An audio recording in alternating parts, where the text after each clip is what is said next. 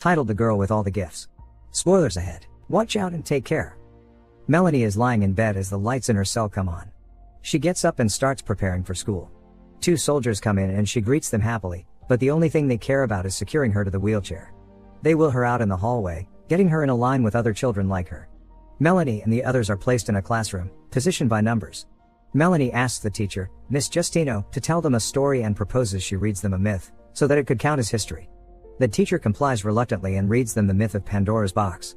After class, Melanie is taken back to her cell, where the 2 edgy soldiers refuse to greet her goodnight. Later, she's given dinner. The serving is a plate full of worms. She falls asleep as she eats. The next day, Melanie gets a visit from Dr. Caldwell.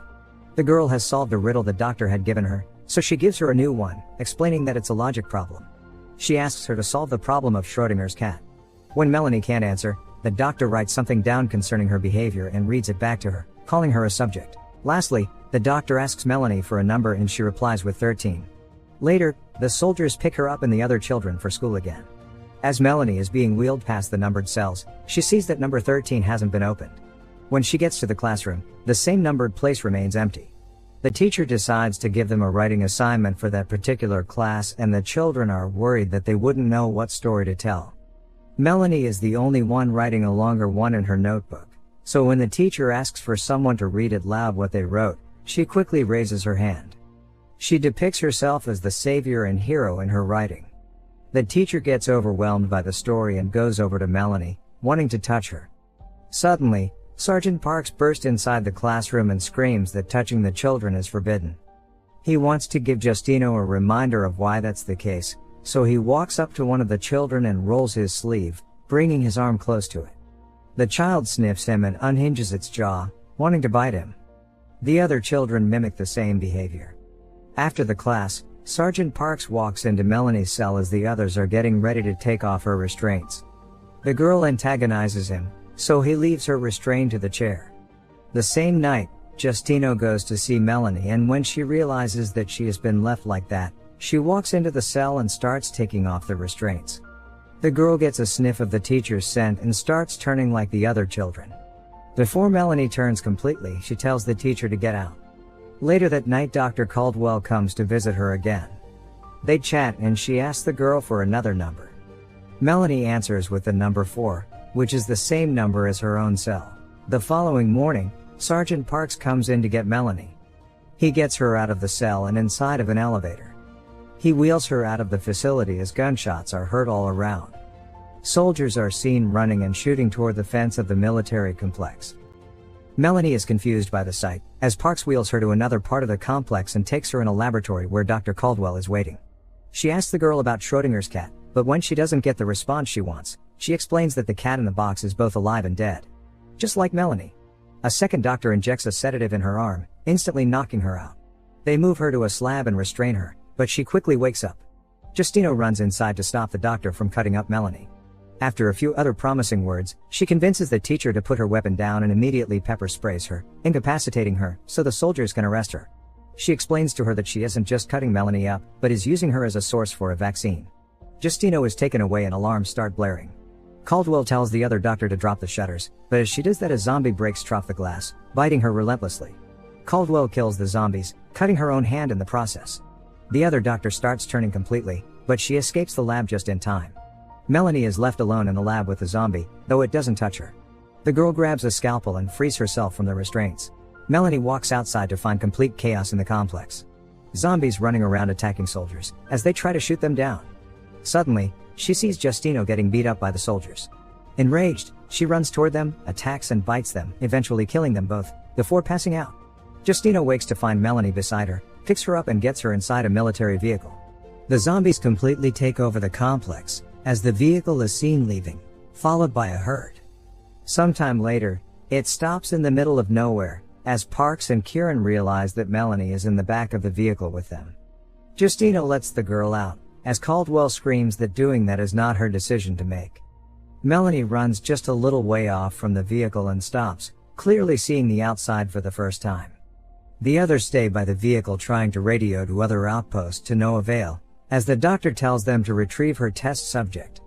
Parks, Kieran and Caldwell check the vehicle for supplies, but find no water or food, just a mask, used to retrieve zombies. The sergeant makes a plan to go south to Beacon, assuming everyone back at the complex is dead, except the zombie children. They put Melanie on the gunner's seat of the vehicle, strapped in and masked, and make their way to a river to get water. When they arrive there, a few zombies find them, prompting a shootout with the soldiers. One of the soldiers gets bitten in the fight, so Parks waits a moment to see if he'll turn, and when the process starts, he shoots him. Closing the doors of the vehicle, he realizes that Justino has brought Melanie in with them, which makes him terribly nervous.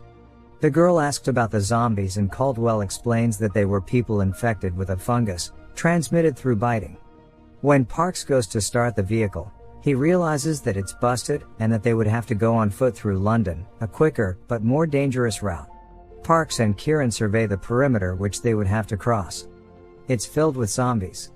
They inform the others that there is no alternative but to pass through the zombies and find shelter and supplies once they're inside the city.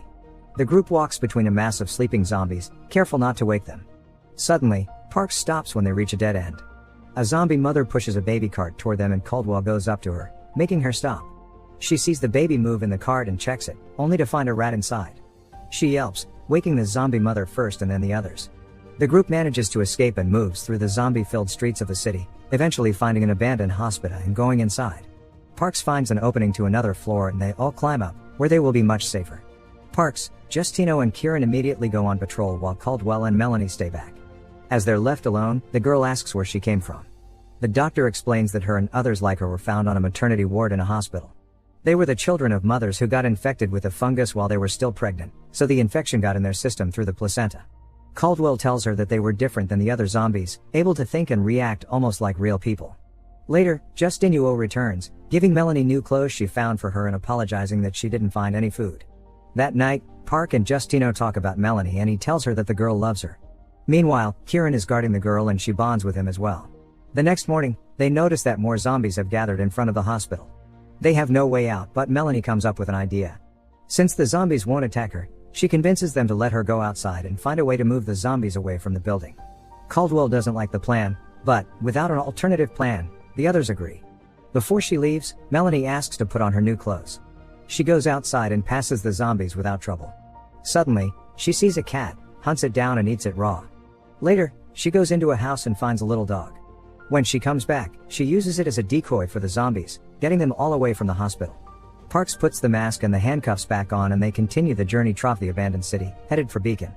On their way, they see something strange, the fungus growing out of the bodies of the zombies, something the doctor thinks is the next stage in the life cycle of the fungus. She then tells Melanie that in her case, the fungus works more as a symbiote than a parasite like in the others. Going deeper in the city, they find a huge mass of bodies growing into a massive fungus that Caldwell suspects is the reason why no walking zombies are around. When enough of them come together, they transform into the mature stage of the fungus that can pollinate larger areas, if not the entire world. On their way, they suddenly find a mobile laboratory. They get inside the vehicle and start looking through it. Park tries the engine first and then the radio. No response. Kieran leaves on a supply run and Melanie is getting uneasy, like she's about to turn. She tells them that she needs to eat too and they let her out to hunt. She finds her food fast and tears right through it. When she's done eating, she hears a strange sound and follows it to a bookstore.